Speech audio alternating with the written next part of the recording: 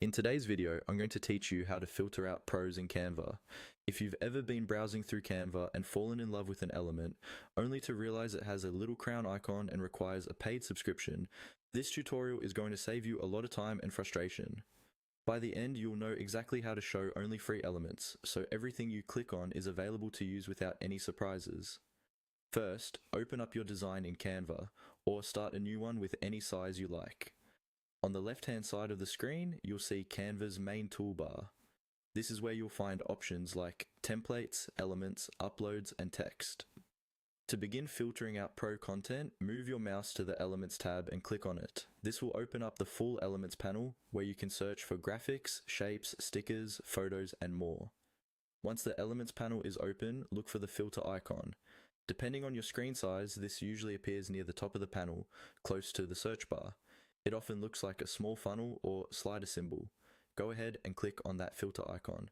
This opens a menu that lets you control what types of results Canva shows you. Inside this filter menu, you'll see different options for narrowing down your search results. One of the most important options here is the pricing filter. You should see a choice that lets you specify whether you want to see free content, pro content, or both. To filter out the pro items, click on the free option. When you do this, you're telling Canva to only show elements that are available at no cost. Take a moment to double check that free is selected. This is helpful if you share your computer with others or switch between accounts, because sometimes these preferences can change. Once you're sure free is selected, look for the apply button at the bottom or corner of the filter menu. Click on apply to confirm your settings. After you hit apply, Canva will refresh the elements panel. From now on, when you search for an element or scroll through the suggestions, you'll only see items that are free to use.